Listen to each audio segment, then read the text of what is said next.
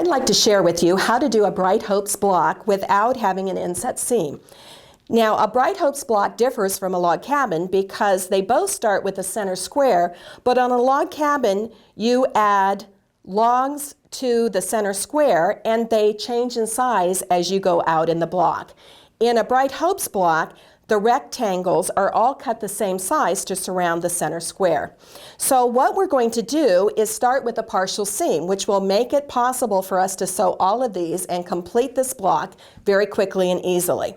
So the first thing we're going to do is take the center square and put it right sides together on the dark rectangle. And I'm going to take a pin and place it about 2/3 of the way down. Now it is pointing towards the side I need to sew, but the other reason I put this pin in there is because I want to remind myself that I am only going to sew a partial seam, so I want to stop sewing right there.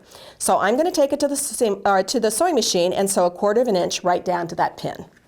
Now see, I sewed about 2/3 of the way down here. I used black thread. I would normally use a neutral color thread that matched the fabrics better, but I wanted this to show up on camera. So I have a partial seam here, and now I'm going to go and press the seam open. Now you can see, since I pressed the seam open, that I can take and put this rectangle right sides together on here, and they are the exact same length. So I'm going to flip this over because I always sew from the side that has the most seams. If I sew from this side, there's no seams, and so these could be flipped by the feed dogs on my sewing machine. So it always makes sense to sew from the top so I can control the seam.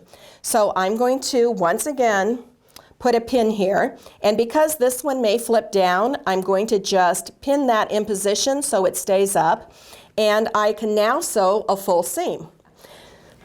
Now I've sewn a 1/4 inch seam. Again, I used black thread so it would show up on camera, but I would normally use a neutral thread. And now I'm going to take it to the ironing board and press that seam open.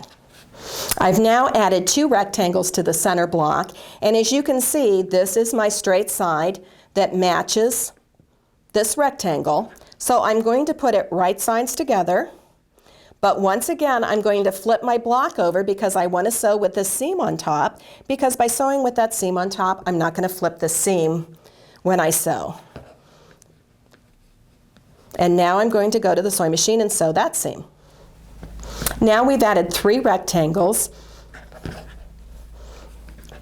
This was my bobbin thread, so it's ivory. Here's the black thread on top. Now I'm going to go press that seam open. This block develops very quickly. Now, do you remember that partial seam we sewed in the beginning? Now I'm just going to flip this piece of fabric out of the way and put a pin there. And now this is totally flat, so I'm going to place that on the rectangle. And now I can sew that complete seam. So I have eliminated having to do an inset seam by starting with that partial seam. So see how this is matching up? And now I'm going to sew the complete rectangle in place.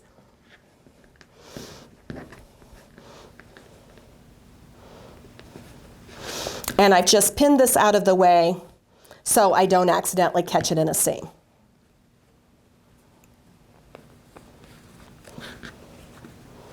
And now I'll go sew right there. I've sewn the 4th rectangle to the block with black thread. Again, I'm only doing that for camera because I would have used a more neutral color. I'm going to remove the pins and press the seam open. And then all we have to do is go finish that partial seam and our block is complete. Now on the reverse side of the block, you can see that I pressed all the seams open.